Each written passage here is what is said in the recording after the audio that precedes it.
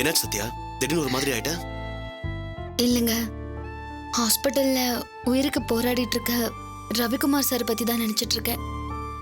இவங்க பண்ண தப்புக்கு ஒரு பாவமும் செய்யாத அவரு பாதிக்கப்பட்டு நினைக்கவே கஷ்டமா இருக்குங்க.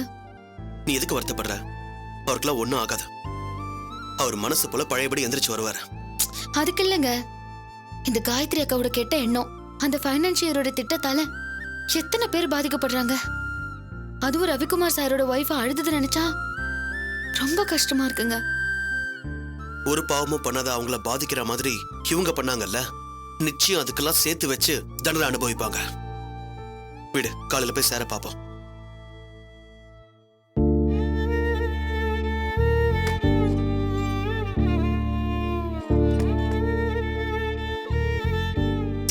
என்ன?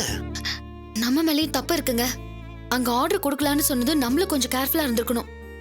கடைசியில நான் பயந்த மாதிரியே ஆயிடுச்சு. என்ன சத்யா பண்றது? இங்க எவ்வளவு நடக்கும் யார் கண்டா? அந்த ஹோட்டலை சஜஸ்ட் பண்ணது கலெக்டர், நீ வேண்டான்னு சொல்ல முடியாது. இல்லங்க, காயத்ரி அக்கா இது கவர்மெண்ட் விஷயம், கொஞ்சம் பயப்படுவாங்கன்னு நினைச்சேன். எங்க அதுக்குள்ளதான் அந்த ஃபைனான்சியர் உள்ள வந்துட்டானே. எல்லாம் அந்நியார் கொடுத்த இடம் தானே. இவங்க எங்க இவ்வளவு கேவலமா இருக்காங்க?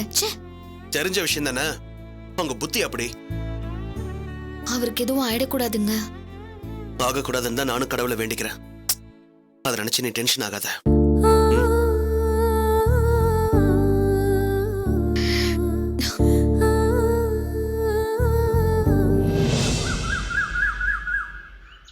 எப்படியோ துரத்து பிடிச்சு பணத்தை மீட்டாச்சு. இல்லைன்னா என் நிலைமை ரொம்ப மோசமா என்ன சார் இது? நம்ம ஏரியாவில் இப்படி எல்லாம் நடக்குது. எந்த ஏரியாவா இருந்தானே திருட்டு பசங்க சும்மா இருப்பாங்களா? சாரி சார், அன்னைக்கு ஒரு வேலையா போய் மாட்டிக்கிட்டேன், உடனே வர முடியல. அண்ணாச்சி, பேப்பர்ல அந்த ஹோட்டல் மேட்டெல்லாம் உங்க பேர்லாம் வந்துச்சு. அதை ஏன் சார் கேக்குறீங்க? விட்டுருந்தா நாண்டுகிட்டு தொங்கி இருப்பேன் சார். ஐயோ அண்ணாச்சி, இதுல 2 லட்சம் ரூபாய் இருக்கு. வட்டியை எடுத்துக்கிட்டு மிச்சத்தை அசல்ல குறைச்சிக்கங்க. சரி சார்.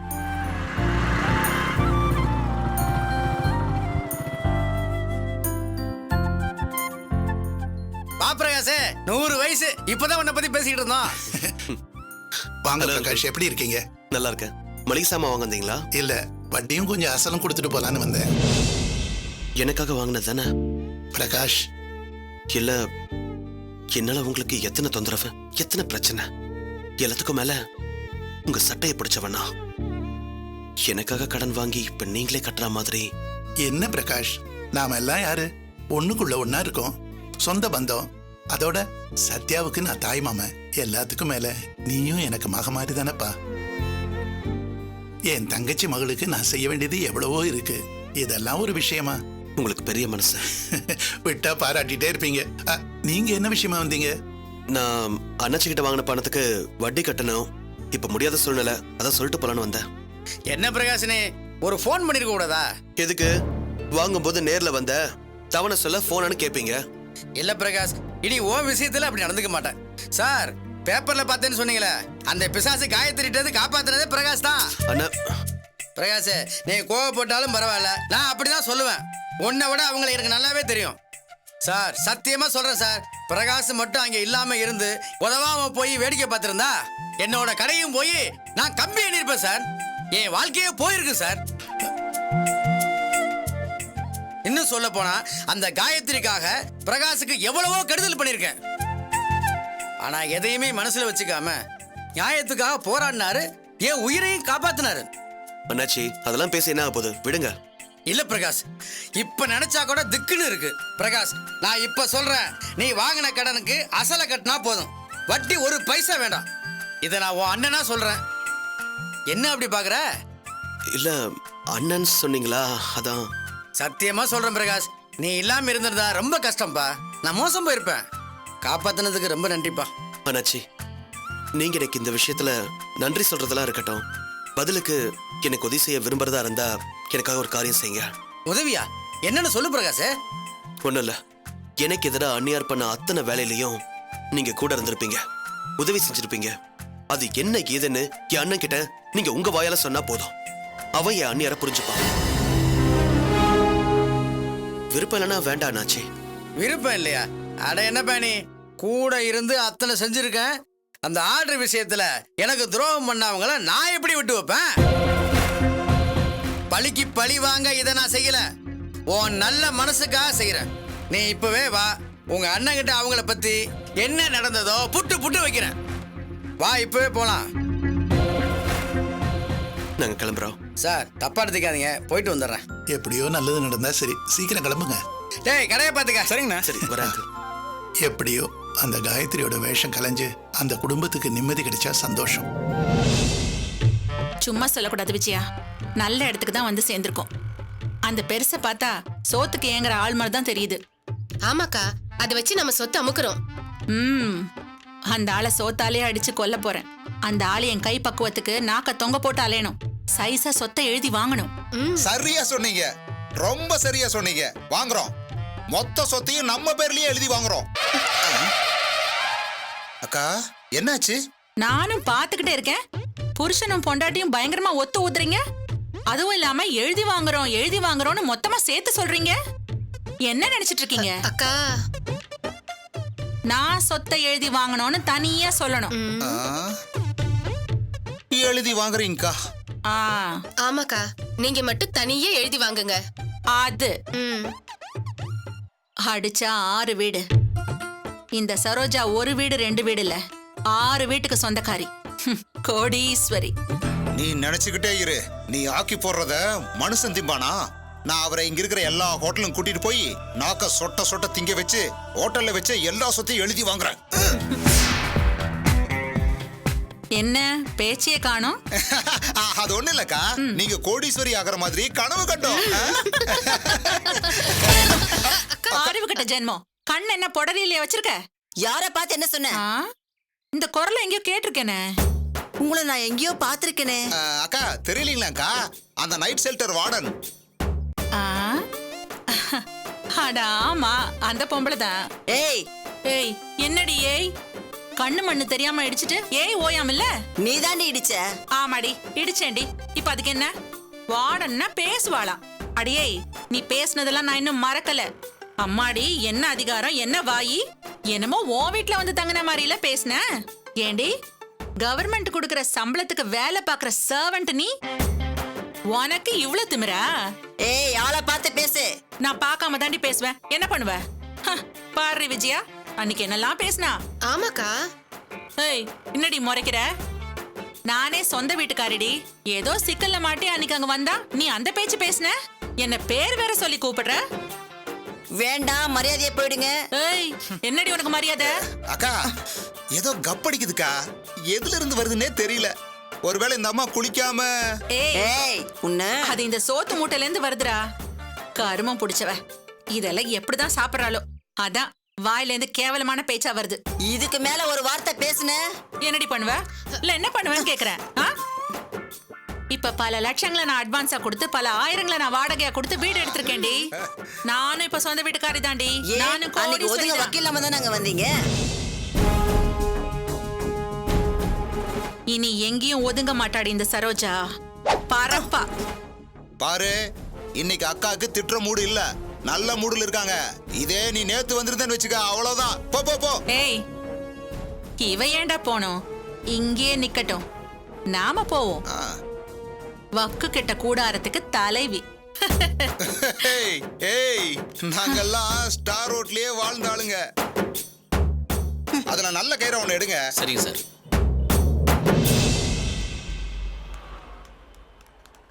கயிறு நல்லா ஸ்ட்ராங்கா இருக்கணுங்க. நல்லா இருக்கா சார் அது? அக்கா இது சுமாரா இருக்கு, வேற வாங்கலாம். அந்த வெள்ளை கயிறு எடுங்க. இதா? ஆ, இது பாருங்க.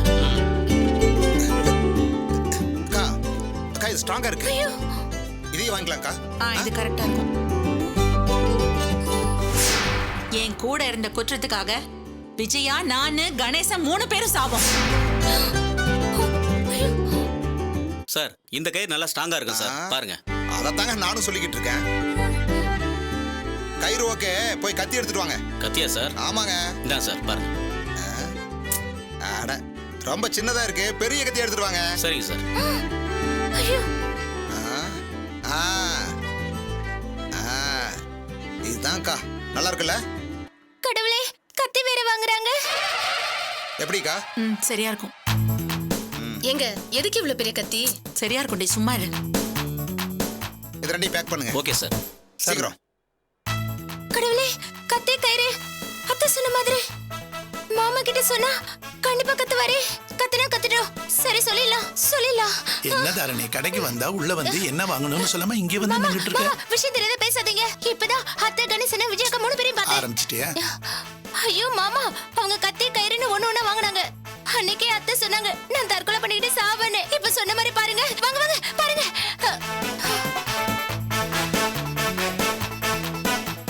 மாமா காணோம். தாரணி வா போலாம்.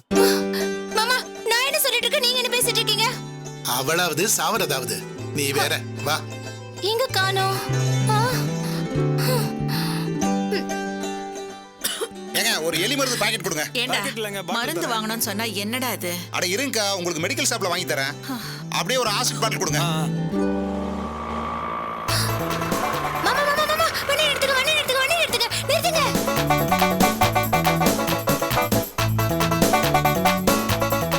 பழைய ஸ்டாக் ஒண்ணு இல்லையே, இது புதுசா வந்ததானே? புதுசுதான் சார். எத்தனை கேள்வி தான் கேட்பீங்க? அட ஏன்பா கோவிச்சுக்கிற? கேட்டா சொல்ல வேண்டியதானே? நல்லா இருக்குமா? குடிச்சு பாருங்க. என்னையா நக்கலா? வேற எடுத்துட்டு வா. ஏண்டா அவன்கிட்ட வம்ப வளர்த்துட்டு இருக்க? வாடா. இருங்கக்கா, நல்லதா பார்த்து வாங்க வேண்டாமா? இந்தாங்க எலி மருந்து. ஏன்பா இத மனுஷங்க குடிச்சா என்ன ஆகும்? ஒரேடியா போய் சேர வேண்டியதான். வாயப்பாடுறா. சீக்கிரம் வா. பணம் கொடுத்துட்டு வந்துடுறேன்க்கா. இந்தாப்பா. என்னங்க என்ன 10 ரூபா வருங்க. நான் கொடுத்தது கரெக்டான ரேட் தான் வச்சுக்க. கரெக்டா கொடுத்துட்டு போயா. வாங்க போலாம். தாரணி என்ன பண்ற? வா போலாம். வண்டியில ஏறு.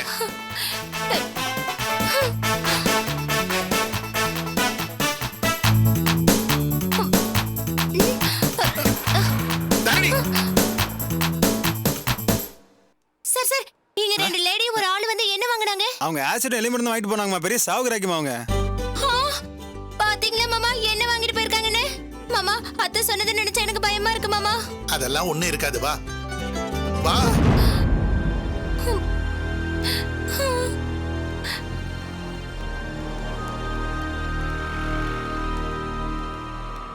இதெல்லாம் எதுக்கு வாங்கிட்டு போறாங்க?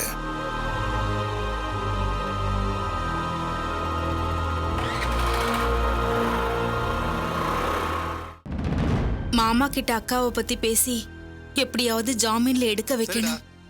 ஓகே ஓகேடா, இதோ நான் கிளம்பிட்டேன். நான் புறப்பட்டேன்டா, வந்துடுறேன் நான்.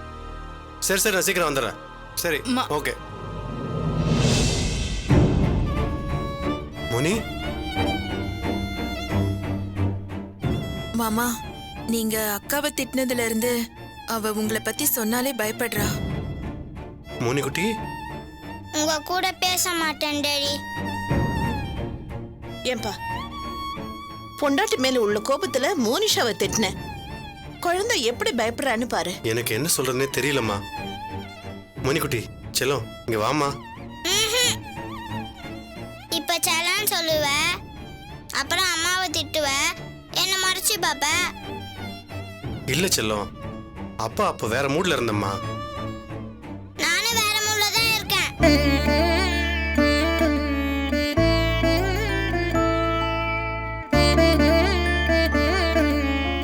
இங்க வா. அப்பா உங்ககிட்ட அப்படி பேசுனதுக்கு சாரி கேட்டுக்கிறேம்மா. சாரி செல்லம், இனிமே அப்பா அது மாதிரிலாம் கத்த மாட்டேன். அம்மா கிட்டயும் சாரி கேப்பியா?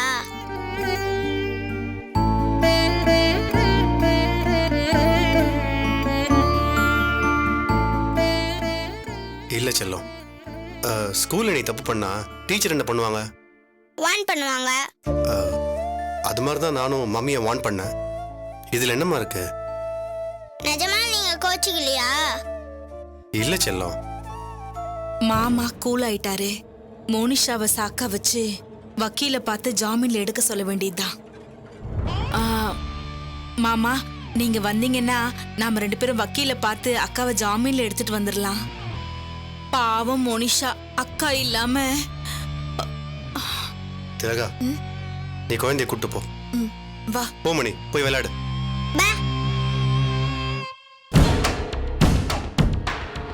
என்ன சொன்ன? இல்ல அக்காவை அரஞ்சு ஜாமீன்ல காது ஜவ்வு கிழிச்சிடும்.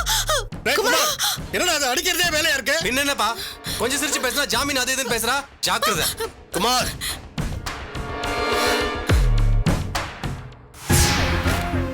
என்னடா இவரை கூட்டு வந்திருக்க? மறுபடியும் ஏதாவது பிரச்சனையா? அண்ணாச்சி நீங்களே சொல்லுங்க. சொல்லுங்க அண்ணாச்சி, என்ன விஷயம்? முதல்ல நீங்க எல்லாரும் என்ன மன்னிக்கணும். என்ன சொல்றீங்க? ஐயா, உங்களை பத்தி எனக்கு நல்லா தெரியும். உங்க வீட்டு வாசலை கூட மிதிக்க தகுதி இல்லாதவன் நான். எத்தனையோ முறை பிரகாஷ்கிட்ட நான் கொடுத்த பணத்துக்காக இங்கே வந்து நெஞ்சை நிமித்தி பேசியிருக்கேன். அதெல்லாம் தப்பு தான், என்னை மன்னிச்சுக்குங்க. என்ன சொல்ல வரீங்க?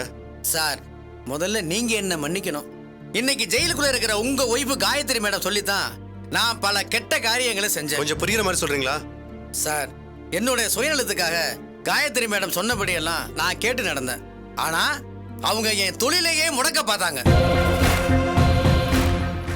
முதல்ல பிரகாஷ் 4 லட்சம் பணத்தை மிஸ் பண்ணிட்டேன், தொலைச்சிட்டேன்னு சொன்னார. அந்த பணத்தை அடிச்சுட்டு போயிட்டாங்கன்னு கூட பிரச்சனை வந்தது. அந்த பணத்தை ஆள் வச்சு அடிச்சது வேற யாரும் இல்ல, காயத்ரி மேடம் தான். அண்ணாச்சி, நீங்க சொல்லுங்க. அந்த பணத்தை மூர்த்தி கணேசனை வச்சு தான் அடிச்சாங்க. இன்னும் சொல்ல போனா பிரகாஷ் பணத்தோட போற விஷயத்த நான் தான் காயத்ரி மேடத்துக்கிட்ட சொன்னேன். அதுக்கப்புறம் தான் அது நடந்தது. இது மட்டும் இல்ல, ஏர்வாய்ஸ் விஷயமா இவங்க புருஷன் மாட்டினப்போ பிரகாஷ் தான் கையோட பிடிச்சு கொண்டு வந்தாரு. என்ன சாட்சி சொல்ல கூட்டப்போ என் தங்கச்சி முக்கியம், நீங்க மாத்தி சொல்லுங்கன்னு சொன்னாங்க. அப்படி செஞ்சா ஹோட்டல் ஆர்டரை எனக்கே தரேன்னு சொன்னாங்க. நானும் அதுக்கு ஆசைப்பட்டு செஞ்சிட்டேன்.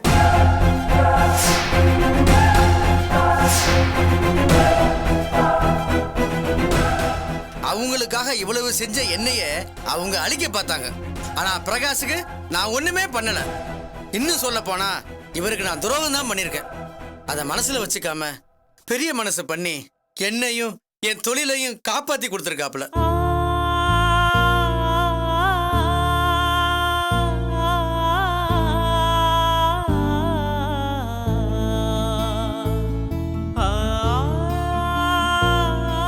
பிரகாஷ் தம்பி தங்கம், அவரை நீங்க தப்பா நினைக்காதீங்க.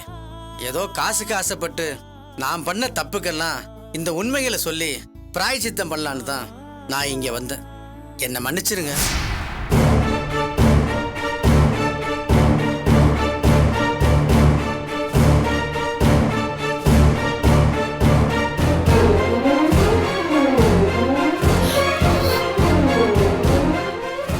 என்ன என்னாச்சு? என்ன இந்த பக்கம் என்னாச்சு சகல? முகத்தை பார்த்தா ஒரு மாதிரியா இருக்குது. இன்னும் கோவம் அடக்கலையா? அடக்கணும் சகல, அப்பதான் பிபி சுகர் இதெல்லாம் வராம ரொம்ப நாள் உயிர் வாழ முடியும். அப்பா,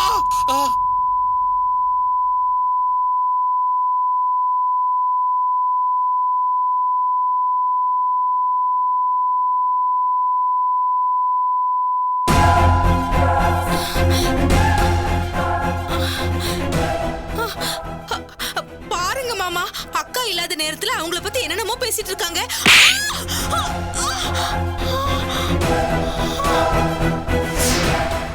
குமார், நீ கேளு. ஏய், இங்க வா.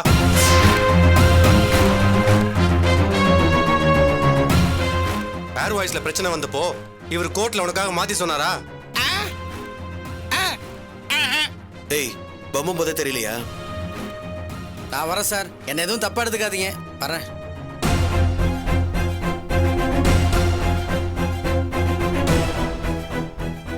இந்த அளவுக்கு கிரிமினல் வேலை பாக்குறவள நான் ஜாமீன்ல எடுக்கணுமா? அவ உள்ள இருந்தே சாகட்டும். எனக்கு வர ஆத்திரத்துக்கு அப்படியே இந்த நிமிஷமே உங்களை எல்லாம் கழுத்தை பிடிச்சி வெளியே தள்ளணும். இருக்கட்டும், இன்னும் என்னெல்லாம் பண்ணிருக்கீங்கன்னு தெரியணும்ல, பாக்குறேன்.